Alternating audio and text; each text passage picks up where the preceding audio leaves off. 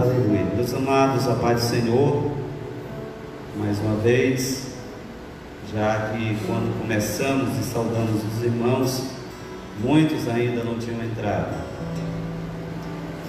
A razão por que eu não fico aqui mesmo diante dos louvores é porque eu gosto de ficar ali de frente com o celular. Mesmo que eu não possa interagir com os irmãos respondendo, porque os celulares estão no pedestais, eu fico vendo os irmãos entrando, fico vendo as carinhas que aparecem, e tenho identificado irmãos que são assíduos no culto. Todos os cultos, algumas carinhas aparecem lá, de irmãos que não perdem o culto, irmãos que estão adorando o Senhor. E o desejo é de responder aos irmãos quando estão mandando suas saudações. Vejo os irmãos interagindo entre si, mandando a paz do Senhor uns para os outros, respondendo. Olho para as carinhas, olho para os coraçãozinhos que são colocados, olho para as afirmativas positivas das mãozinhas, olho para as carinhas vermelhas, para tudo que é colocado aí, nem que seja depois, né? A gente até depois olha para tudo que está aí. A gente estamos de certa forma tentando nos inteirar do que está acontecendo, né? Tentando fazer essa participação, responder todos os irmãos. A gente dá paz do Senhor quase para todo mundo depois e responde aos irmãos. Estamos tentando fazer assim. Até os coraçãozinhos que é colocado, a gente abre lá para ver quem foi que colocou os coraçõezinhos, colocou a mãozinha. A gente vê tudo isso, né? Porque esse sentimento de saudade impulsiona a gente a usar desta ferramenta para ver os irmãos, né, participando. E isso nos traz um certo conforto em nosso coração. A gente queria mesmo estar já interagindo com os irmãos aqui ao vivo, mas é complicado porque os celulares ficam ali, não é possível a gente estar interagindo. Aqui e acolá a gente toca em algum canto, mandando, acenando para os irmãos, mas todas as vezes que a gente toca, o celular dá uma balançadinha, e aí a gente não faz isso com muita frequência. Mas já para alguns irmãos acenamos algumas vezes, e às vezes que vocês viram aquele aceno, sou eu lá do outro lado. Não dá para colocar para todo mundo, porque o celular fica balançando, a gente tem medo de tirar o celular da posição, tá certo? Vamos meditar na palavra do Senhor nesta noite.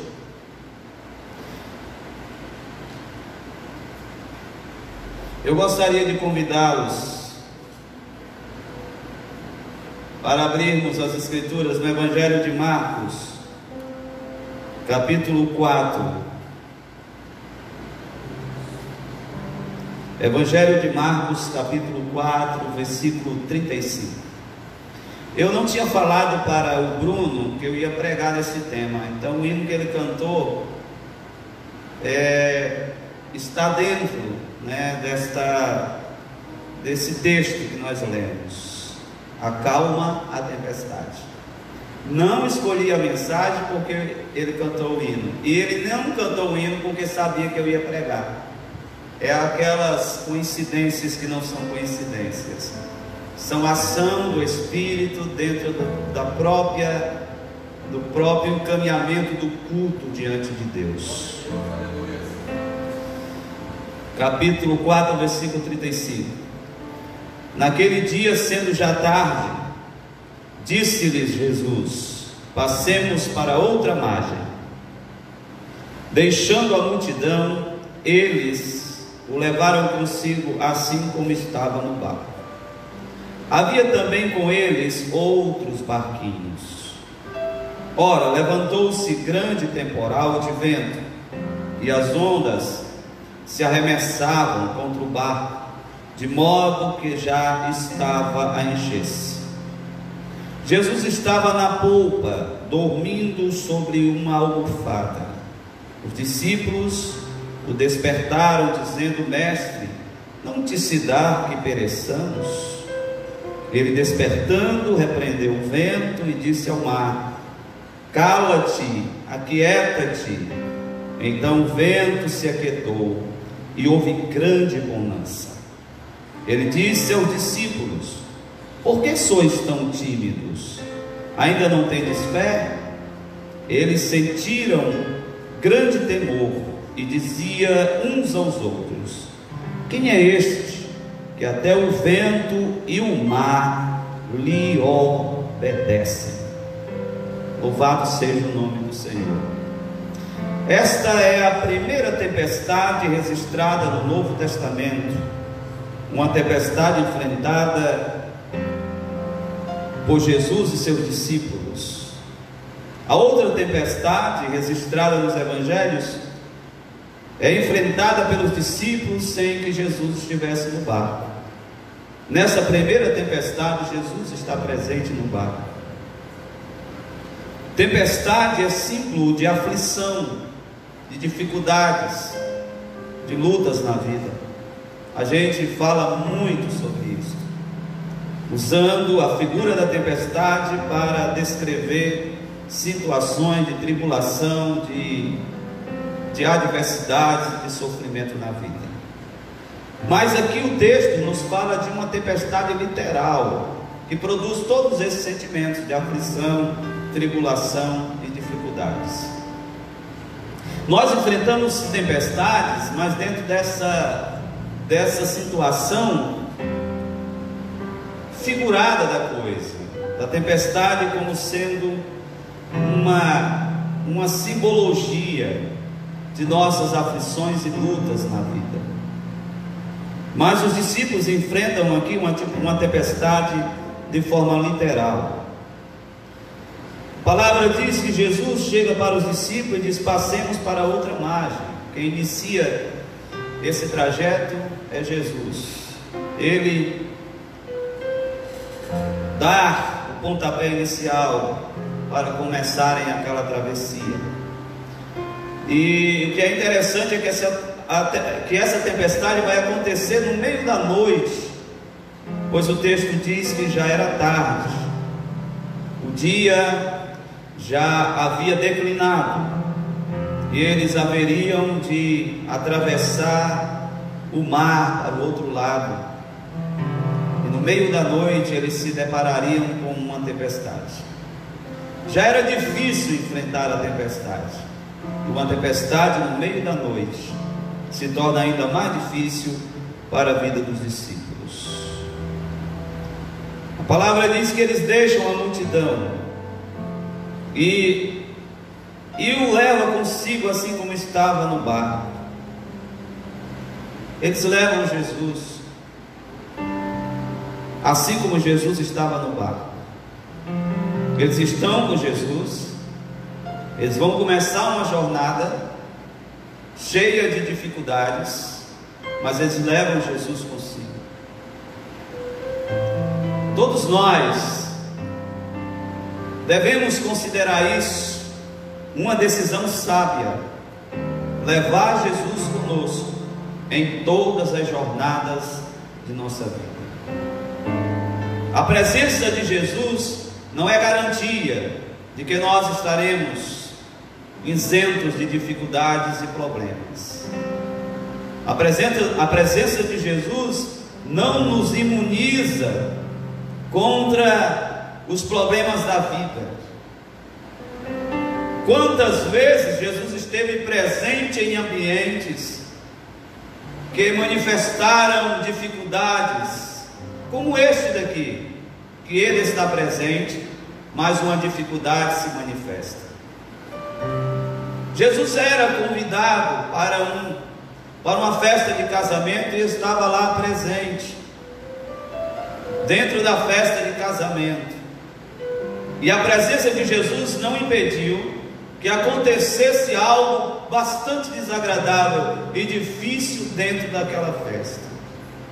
Ele estava lá, mas de repente houve um alvoroço por parte daquelas pessoas que estavam ligadas à organização da festa, e pelo que nos parece, a mãe de Jesus fazia parte disso. E logo chega a notícia de que um problema está acontecendo num ambiente onde Jesus está presente.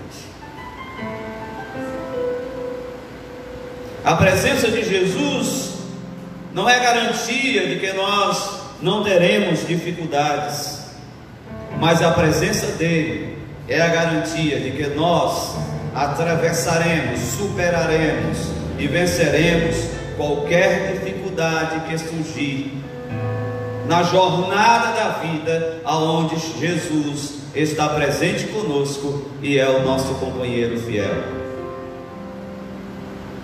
Moisés estava certíssimo quando, diante da orientação de Deus, de que eles levantassem acampamento e prosseguissem para as suas jornadas em direção da terra prometida, sendo eles guiados por um anjo que seria enviado por Deus.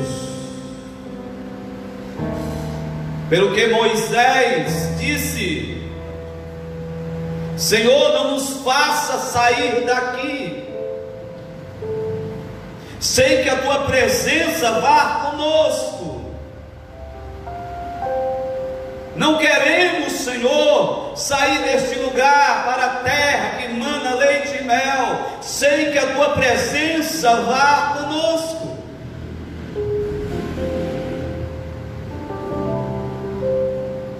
A presença de Deus é a garantia de que nós atravessaremos os desertos da vida, apesar das dificuldades, dos percalços que Ele possa nos apresentar. Eles levaram Jesus com eles, assim como estava no barco. O que é interessante notar é que eles estavam com Jesus e levaram Jesus. Eles não apenas acionaram Jesus para fazer parte daquela jornada,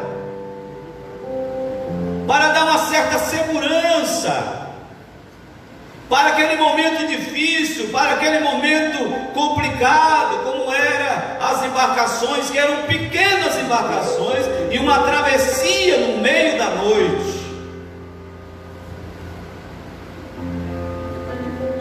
A palavra diz que eles levaram Jesus, assim como Jesus estava com eles. E é essa experiência que nós devemos ter da permanência de Cristo conosco, para que assim possamos levar Jesus conosco em todas as nossas jornadas, assim como Ele está em todas as ocasiões da nossa vida, quer seja nos momentos bons ou em momentos difíceis como este. Tem gente que só chama Jesus para participar de suas experiências de vida quando tudo está difícil,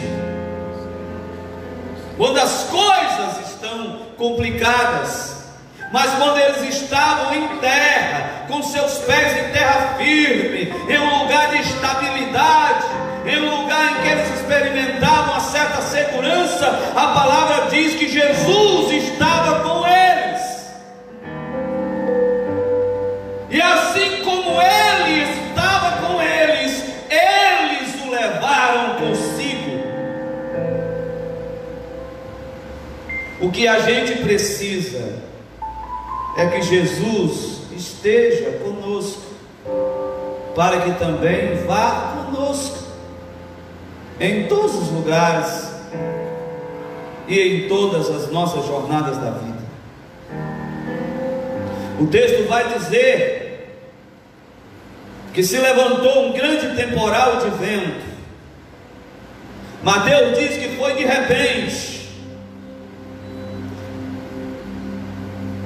Alguns de repentes na vida acontecem para nos favorecer, para nos proporcionar alegria e bem-estar. Mas existem alguns de repentes que vêm assim.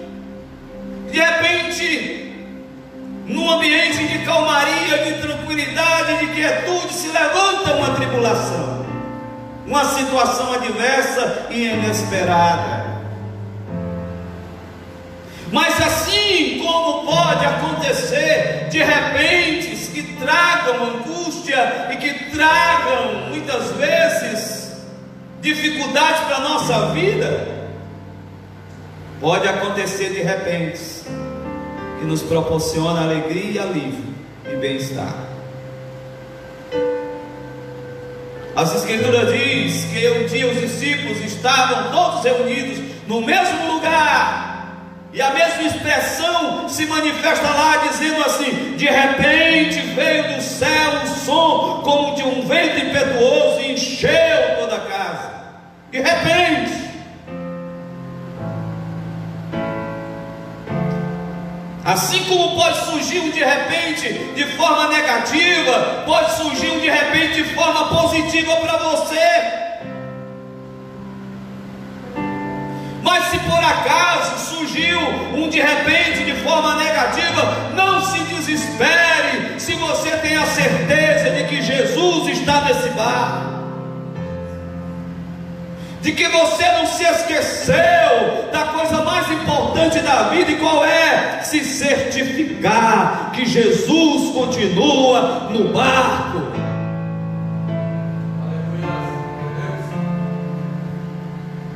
Você não precisa se preocupar sobre a fortaleza do barco, sobre a perícia de quem conduz o barco. Você não precisa se preocupar se no barco existem os elementos de segurança necessários, se está tudo colocado de uma tal forma que você tomou todas as providências para colocar tudo quanto lhe proporciona segurança. A preocupação primordial e essencial é você se certificar de que Jesus está no barco. Não é quem está conduzindo o barco, não é sobre a estrutura do barco, não é sobre os elementos de segurança do barco, é sobre quem está lá no barco.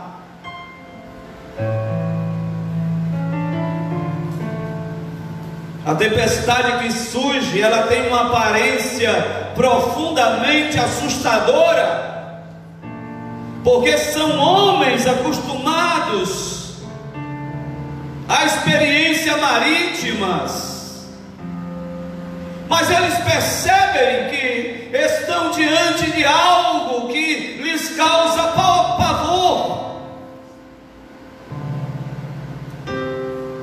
Diz que as ondas se arremessavam contra o barco, de modo que o barco já estava a encher-se. O barco já estava a encher-se. Eu quero dizer para você nesta noite que Deus já sabe o limite daquilo que nós suportamos. Antes do barco encher-se, Ele se despertará. Antes de chegarmos ao limite daquilo que podemos suportar, Ele se manifestará. Ele diz que de modo que o barco já estava a encher-se, mas Ele sabe o limite do que podemos suportar. Ele conhece bem. E eles estão diante de uma tempestade que eles não encontraram paralelo na história deles, de enfrentar situações adversas no mar, assustados diante de uma coisa totalmente absurda para eles. Por que isso? Por que eles identificam uma tempestade acima das experiências que eles já tinham vivido na vida? Não é olhar simplesmente para o momento, não é olhar simplesmente para a situação, é olhar para além dela.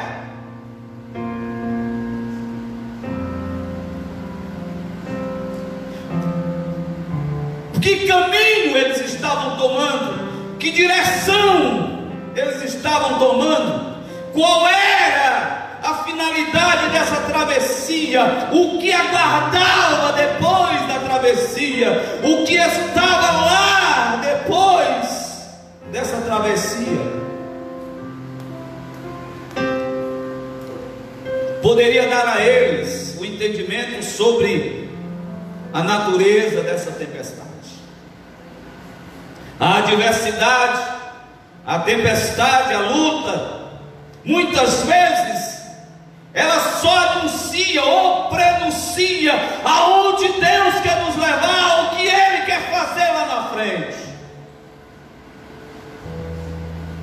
E nós temos aqui, no que se segue, o desenrolar de todo o planejamento divino, quando decidiu colocar os discípulos nessa travessia, passar para o outro lado, para a terra dos Gerasenos ou Gadarenos, de acordo com a tradução, para chegar lá e mudar a vida de um homem, a história de um homem que vivia horrivelmente atormentado, e transformar ele num missionário para aquela região. Só deu tempo de Jesus descer do barco, libertar aquele homem, e aquelas pessoas insistiram que ele não ficasse ali. Ele colocou os pés na praia, libertou o homem, colocou os pés no barco e voltou para trás. Essa tempestade revelava a importância, o significado daquilo que seria feito. Se você está enfrentando alguma tempestade, alguma adversidade, talvez seja porque Deus queira lhe levar a uma experiência de resultados grandiosos na tua vida. E enquanto a tempestade se manifesta, a palavra diz que Jesus estava dormindo na polpa do barco sobre uma almofada. Nada mais humano, nada para revelar a natureza humana de Jesus do que esta realidade dele dormindo na polpa do barco. Depois de um dia intenso de ensinos, de curas, nada mais apropriado do que o corpo exigir descanso, e mesmo um lugar não tanto convencional, ele dorme como sinal de que o seu corpo precisa de descanso, numa manifestação totalmente absoluta de sua humanidade.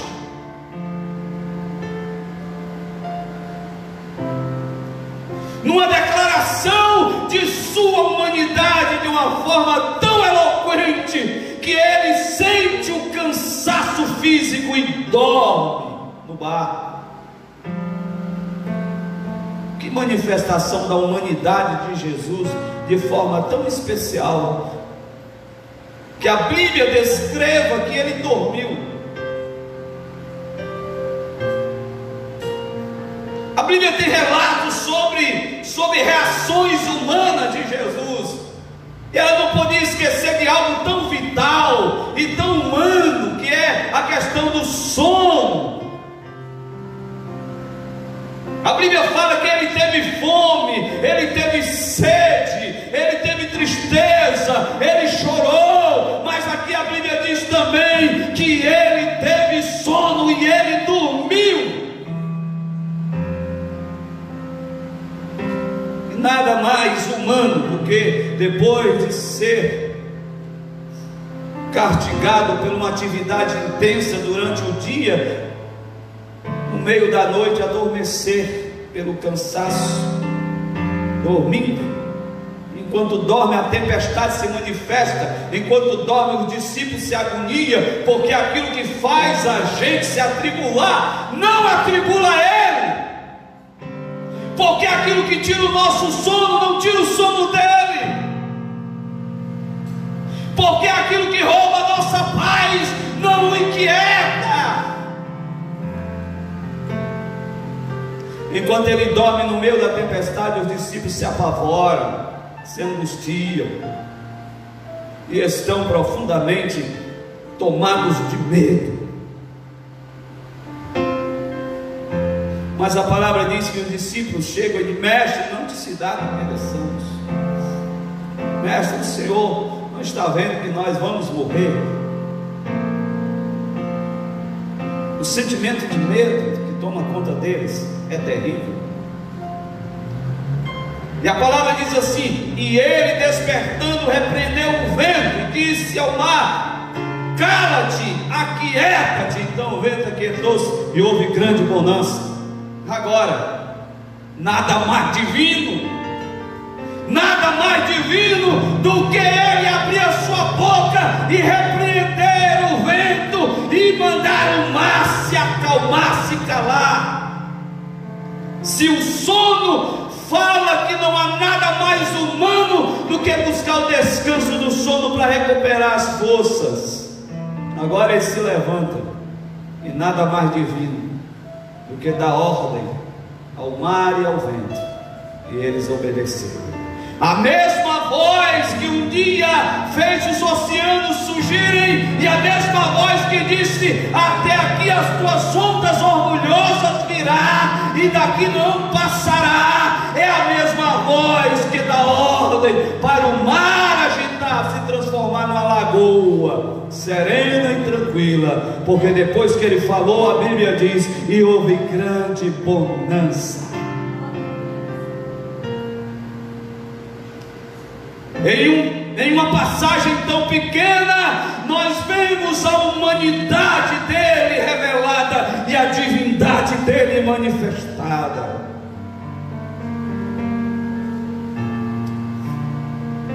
Agora pensa comigo, que cena! Será que você pode imaginar essa cena?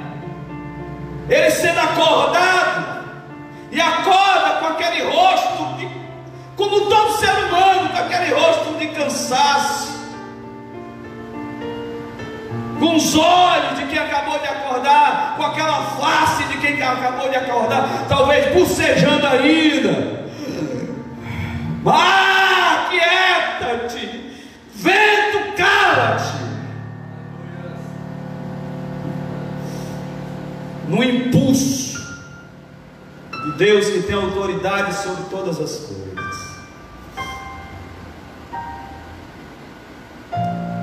Aonde a fraqueza humana é manifestada no sonho, o poder de Deus na divindade de Cristo se manifesta na autoridade sobre as forças da natureza. Naquela ocasião estava tudo calmo e sereno, o mar agitado ficou um lago sereno, parecia uma lagoa sem ondas. Porque se antes, eu não sei como a natureza teve a ousadia de incomodar o sono dele no barco, já pensou? Agora ela não mais tem coragem de incomodá-lo de forma alguma, porque a sua palavra foi declarada: acalma-se.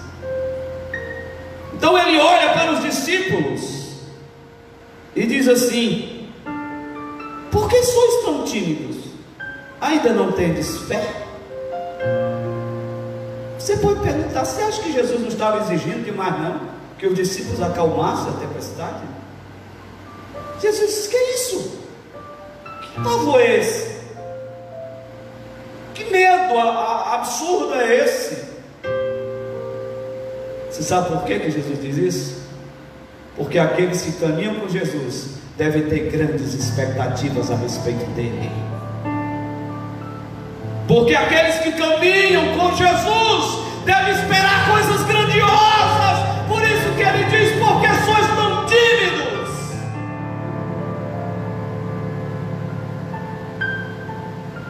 É isso que ele está dizendo. Como é que vocês caminham comigo e não tem as expectativas que precisam ter? Jesus está aqui dizendo para os discípulos: você tem que ter expectativas grandiosas. Se você está caminhando com Ele, qual é o tamanho da sua tempestade? Qual é o tamanho da sua aflição? Não seja tímido. Jesus está no teu barco nesta noite.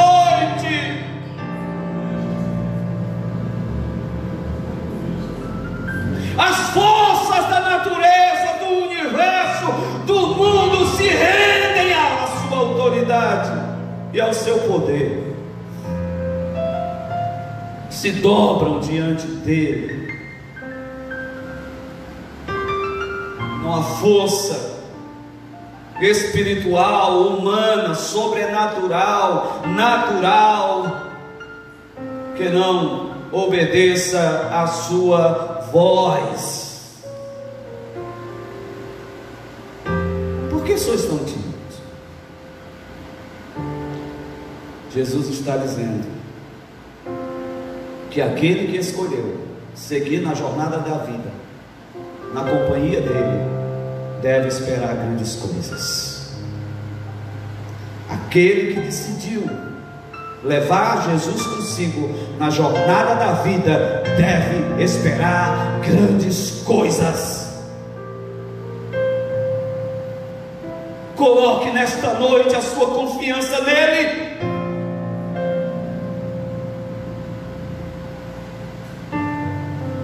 Coloque a sua confiança nele, porque se ele estiver nesta embarcação, ela não vai perecer.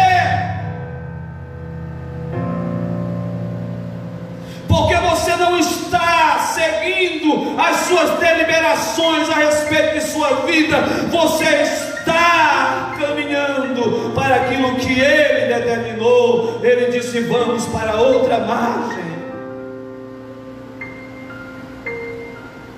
Não foi eles que se colocaram em movimento por deliberação própria. Aleluias. Se Jesus está contigo no barco, Ele espera grandes coisas, grandes atitudes de confiança da sua parte. Vamos louvar? Para nós encerrar, fazer oração.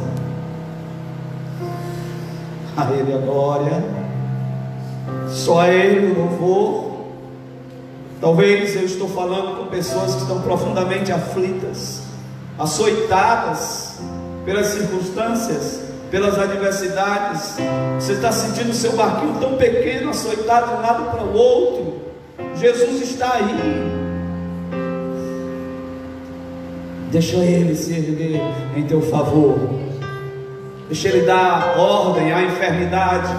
Deixa Ele dar ordem à crise. Ele tem autoridade para dar ordem sobre esta enfermidade nesta noite, para dar ordem sobre a tua crise nesta noite, para dar ordem sobre este conflito familiar e fazer toda a guerra cessar. Ele tem autoridade. As forças da natureza lhe obedecem. E esse texto nos faz compreender que Ele é tão humano que pode dormir e se sensibilizar com as nossas necessidades, quanto é Deus para despertar em nosso favor e realizar o livramento que nós precisamos. Que essa palavra enche o seu coração e você comece a clamar, a orar, a buscar a Deus, porque o Senhor é o Deus que está contigo nessa travessia da vida. Aleluia.